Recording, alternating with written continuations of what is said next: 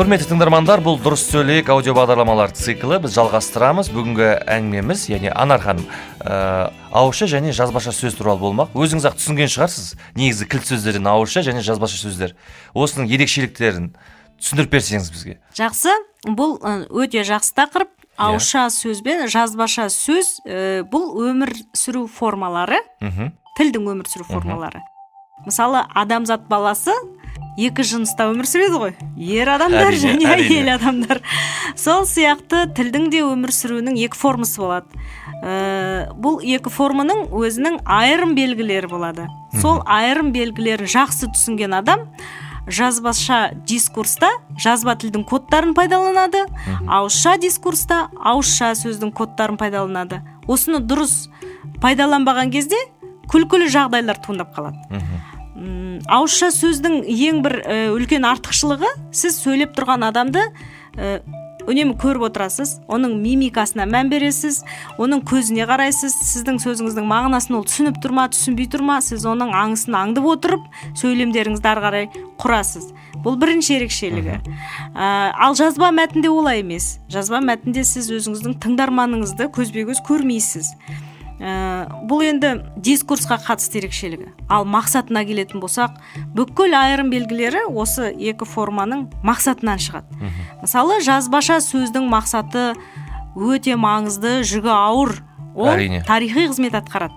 Өйткені жазба мәтіндер сіздің ойыңызды ғасырдан ғасырға жеткізуді мақсат етеді. Ал ауызша сөз ол қазіргі бір сәттік, бір күндік мәселелерді шешуге, қазіргі сіздің қалап тұрған дітіңізді орындауға бағытталған. Осыған байланысты екі сөздің де айырмасы болады. Бірақ бір өкініштісі, қазір бізде жазба тілдің кодымен ауызша коммуникацияда сөйлейтіндер көбейіп кетті.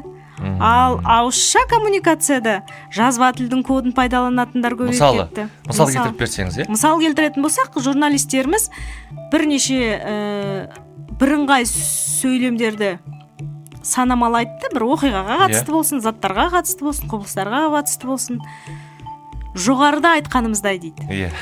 Мысалы, ауызша айтады оны. Ауызша мәтінде журналист сөйлеп тұрып, жоғарыда деген сөз. Көрерменіне жоғарыда айтқанымыздай дейді. Жоғары деген нәрсе газеттерде көзбен көруге бағытталған. Жоғары, төмен деген, ол сіздің көзбен жоғары қарай қарайсыз, көзбен төмен қарай қарайсыз.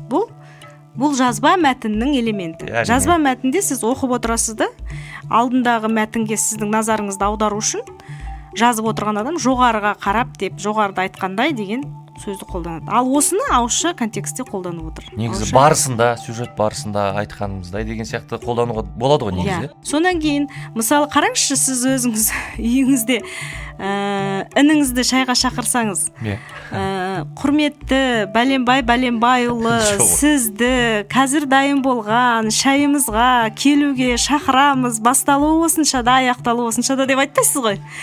Сол сияқты жазба сөздің өзінің нормалары, кодтары болады. Осыны білген абзал. Рахмет, Анар ханым. Жалпы өте маңызды және қазіргі таңда тек қана жастарға емес, бақ өкілдеріне де өте қажетті мәселе екен бұл. Рахмет сізге. Бұл өте қажет, Нұрсұлтан. Дегенмен біздің мына кішкентай ғана аудио курсымызда біз жазба сөз бен ауызша сөздің бүкіл айырым белгілерін, бүкіл айырмашылығын түсіндіре алған жоқпыз. Дегенмен де негізгі мақсатын айттық. Сол мақсатты түсінген кезде әркім сол мақсатына қарай сөзін саптап ойланып барып жазады, немесе ойланып барып айтады дейсіз. Саптап отыру керек. Анар ханым, сіз сюжет барысындағы әңгімені айттыңыз, яғни жоғарыдағыдай газеттегі сөздерді пайдаланады деп, мысалы. Газетте айтылады, ауызша сөйлеу кезінде, Ал енді керісінше айтсаңыз, мысалы, көбіне көп ауызша сөздердің біздің газет беттерінде көрініс табуын. Мысалы, қандай? Кішкене түзетіп жіберейін. Газет беттерінде кейбір материалдың ішінде ауызша сөзді тура сол дискурстағыдай беру тура келетін жайттар болып қалады. Мысалы, кейіпкердің сөзін әдейі ауызша сөздегідей газет бетіндегі жазушы немесе журналист беру мақсатын көздеп береді. Өйткені ол кейіпкердің тұлғасын ашады. Ондай жағдайларда ол уәжді.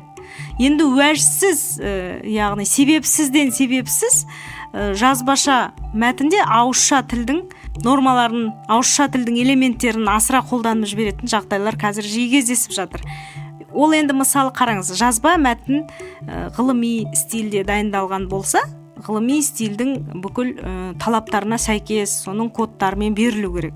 бірақ кейде біздің ғалымдарымыз немесе журналистеріміз публицистикалық стильде де осы жазба мәтіннің нормасын бұзып кейде ауызша тілге тән элементтерді қосып жібереді.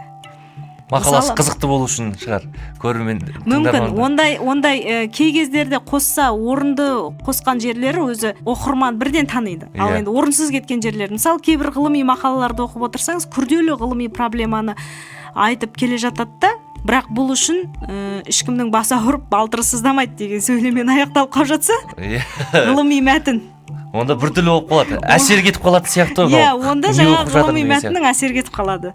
Сол сияқты журналистерімізде кейде бір саяси маңызды сарапшылық талдама жасап келе жатады да, арасында қазақтың қарапайым өте пәс стильдегі мақалдарын қосып жүрген кезде халыққа жақын болғысы келетін шығар ол кезде, Анархан. Бірақ ол кезде халыққа жақын болам деп, керісінше халықтан алыстап кете ма деп ойлаймын. Рахмет сізге, Анархан. Вики білім қоғамдық қоры, Қазақстан Республикасының Мәдениет және спорт министрлігі тілдерді дамыту және қоғамдық саяси жұмыс комитеті тапсырысы бойынша дайындалған. Алматы қаласы, 2015 жыл.